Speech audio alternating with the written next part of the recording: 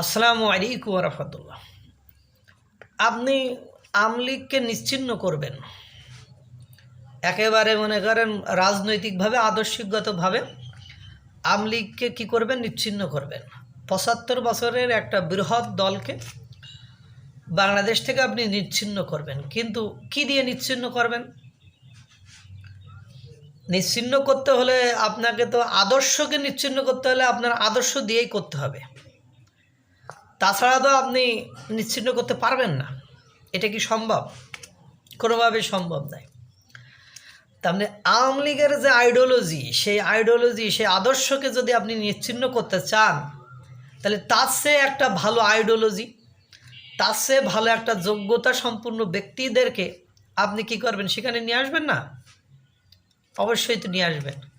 কিন্তু দুর্ভাগ্য হলো সত্য যে আপনারা তো এই ক্ষমতা গ্রহণের মানে ৫ই আগস্টের পরে আপনারা তো সেরকম কোনো আইডিওলজি এখনও দাঁড় করাতে পারেননি। কেন এই কথা বললাম? উপদেষ্টা আসিফ মাহমুদ উনি একদিন আগে বললেন যে আওয়ামী লীগ যারা অন্যায় করেনি, নিরপরাধ, তারা স্থানীয় নির্বাচন করতে পারবে, ভোটে দাঁড়াতে পারবে, কিন্তু তাদেরকে ক্ষমা চাইতে হবে। এখন আমি আপনারা যদি বলি যে কুয়েটের যে ঘটনা, এই ঘটনায় আপনি ক্ষমতায় আছেন, তারপরে এই ধরনের ঘটনা ঘটলো কেন? আপনাকে ক্ষমা চাইতে হবে। এবং শুধু আপনাকে নয়, আপনার সাগরেদ অনুসারী যারা মানে করেন জড়িত নয়, সকলকে ক্ষমা চাইতে হবে। আপনি ক্ষমা চাইবেন? আপনি তো বলবেন আমি তো করি নেই, আমি কি করতে বলেছি, আমি তো ক্ষমা চাইব না। আর আপনি বলতেছেন যারা অন্যায় করিনি তারা কেন ক্ষমা চাইবে? এটা কোন বিধান? ইসলামের কোনো বিধান আছে নাকি? এটা পৃথিবীর কোনো আইন কানুন তো নেই, ইসলামের বিধানও তো একথা বলে না যে অন্যায় করেনি সে কেন ক্ষমা চাইবে, সে জাতির কাছে নিঃশর্তভাবে কেন এসে মাপ চাবে? এটা তো একদম মানে করেন মানে বোকার স্বর্গে বসবাস না করলে এই ধরনের কথা কেউ বলে না। এবার আপনি একদিন পরে এসে মিডিয়ার সামনে এসে বলতেছেন আমি আসলে তাড়াহুড়া করে যেটা বলতে চেয়েছিলাম সেটা বলতে পারি নাই, মানে অপব্যাখ্যা হয়ে গেছে। তা কি বলতে চাইছেন? যে কথা হলো আওয়ামী লীগকে রাজনীতি করার যোগ্যতা তারা হারিয়ে ফেলেছে, আওয়ামী লীগকে বাংলাদেশ থেকে আদর্শিকগতভাবে একদম নিশ্চিহ্ন করে দেওয়া হবে। তা আপনি নিশ্চিহ্ন করবেন, আপনার সার্জিস আলম সে পদবীধারী একজন মানে নেতা ছিলেন ছাত্রলীগের, সে কি ক্ষমা চেয়েছে? আপনার সার্জিস আলমের বাবা ইউনিয়ন পর্যায়ে, থানা পর্যায়ে, জেলা পর্যায়ের আওয়ামী লীগের একজন বড় লিডার, ওনার বাবা কি প্রকাশ্যে এসে ক্ষমা চেয়েছেন? অবশ্যই চাননি।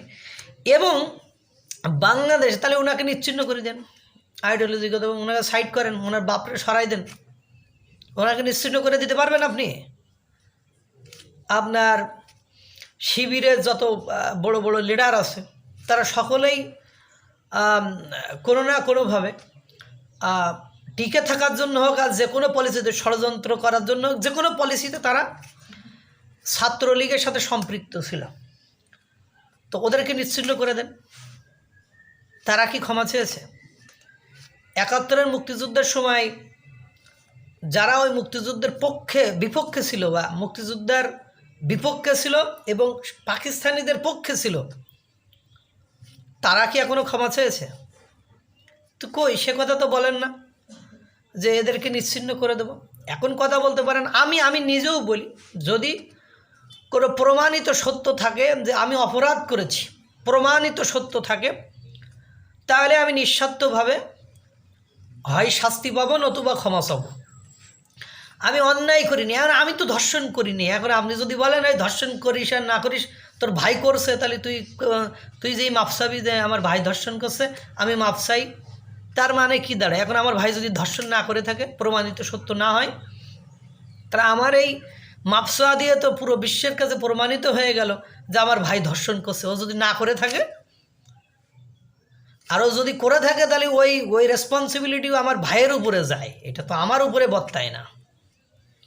এবং আপনারা আদর্শিকগতভাবে আওয়ামী লীগকে নিষিদ্ধ করবেন। আপনারা এই 6 মাসে একটা আদর্শ দেখান। ছাত্রদের জন্য আপনি কি করেছেন? দেশের জনগণের জন্য আপনি কি করেছেন? আপনি হেলিকপ্টারে যে 200 টাকার কম্বল আপনি 32,000 টাকা পার কম্বলে, প্রতি কম্বলে 32,000 টাকা করে খরচ করেছেন, এই তো করেছেন। লাল গালিচা দিয়ে উঠে আপনারা ওই যে মানে ড্রেজার মেশিনের একটু মেশিন স্টার্ট করেন বা একটু ঘোরাই দেন, একটু টাচ করেন, এই তো করেছেন। এই যে কুয়েটে মারামারি হচ্ছে, বুয়েটে মারামারি হচ্ছে, বিভিন্ন জায়গায় আপনারা যে খুন খারাপি, ধর্ষণ, লুটতরাজ এগুলো হচ্ছে, এগুলো তো আগেকারই চিত্র। আর আপনারা বলবেন এগুলো আওয়ামী লীগ করছে। তা আওয়ামী লীগ যে করছে তার প্রমাণ দেখান, যে ওই কাজটা যেমন আপনি উপদেষ্টা মানুষ, আপনি যথেষ্ট জ্ঞানী মানুষ, না হলেও জেগে গেছেন কীভাবে? আপনি সচিবালয়ে আগুন লেগে গেল, আপনি বললেন যে আওয়ামী লীগের দোসররা আগুন লাগাইছে। তা আপনারই লোকজন তো টিম হিসাবে কাজ করালেন সেখানে, তারা কি বললো? শর্ট সার্কিট লেগে আগুন লেগে গিয়েছে। আপনার যত আন্দোলন মিছিল মিটিং হয় সবই তো আগের স্টাইলে আপনারা দমন নিপীড়ন নির্যাতন করেন। আগের স্টাইলের বাইরে তো কোনো কিছু দেখাতে পারেননি, পেরেছেন?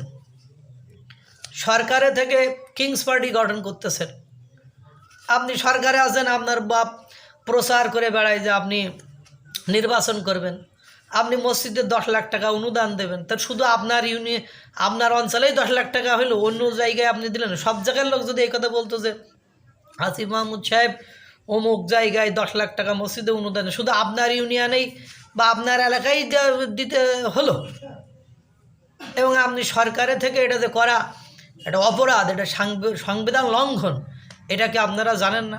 মানে আপনি নিশ্চিহ্ন করবেন, তাহলে আপনার যার অনেকে আছে যে আওয়ামী লীগ না করেও আওয়ামী লীগের সুযোগ সুবিধা নিয়েছে, তাদেরকেও নিশ্চিহ্ন করে দেন। এইসব চিন্তাভাবনা করে আপনি একটা ভালো আইডিওলজি দাঁড় করান, আপনি ভালো একটা আদর্শ দাঁড় করান, যে আদর্শ দেখে আওয়ামী লীগকে মানুষ বর্জন করবে। কিন্তু আপনি এমন আদর্শ নিয়ে ঘুরতেছেন যে আদর্শের কারণে মানুষ উল্টো আওয়ামী লীগের প্রতি আকৃষ্ট হয়ে যাচ্ছে। আপনি যে কাজ করেন, আপনারা তো সবাই চেনে না, একটু মুখোশ টুকোশ পরে একটু ভ্যানালা রিক্সাওয়ালা, এরা যারা পলিটিক্স করে না, এই ধরনের ভ্যানালা রিক্সাওয়ালার ভ্যানে উঠে জিজ্ঞাসা করিয়েন তো যে মানুষ কি চাই, তাহলে বুঝতে পারবেন যে আইডিওলজি মানে ধ্বংস করতে চাওয়াটা নিজের জন্য ধ্বংস ডেকে আনা ছাড়া কিছু নাই। এই ধরনের চিন্তাভাবনা বাদ দেন, দিয়ে ছেলেমি বাদ দেন। ছেলেমি, আপনাদের এই ছেলেমির কারণে বাংলাদেশ যে ধ্বংসের দিকে যাচ্ছে এটুকু একটু উপলব্ধি করার চেষ্টা করেন, তখন বুঝবেন। কারণ ওয়ার্ল্ড ব্যাংক ইতিমধ্যে বলেছে বাংলাদেশ অর্থনৈতিক সংকটে পড়বে। ওয়ার্ল্ড ব্যাংক যেহেতু বলছে আপনারা পড়বেন, কারণ এখানে IMF আপনার ঋণ দিচ্ছে না, দেশটা চলে ঋণের আর অনুদানে, তো অধিকাংশ অনুদান আর ঋণ তো বন্ধ হয়ে যাচ্ছে, আপনি চলবেন কেমনে সেটা নিয়ে ভাবেন। আর এভাবে করে হুটহাট কথা বলিয়েন না, এটা দায়িত্বে আছেন, দায়িত্বে যখন না থাকেন পলিটিক্যাল লিডারদের মতো বলিয়েন, কোনো সমস্যা নাই, কিন্তু দায়িত্বে থাকা অবস্থায় এই ধরনের কথাটা কখনোই সঙ্গত নয়। আল্লাহ তাআলা সকলকে ভালো রাখুক, সুস্থ রাখুক।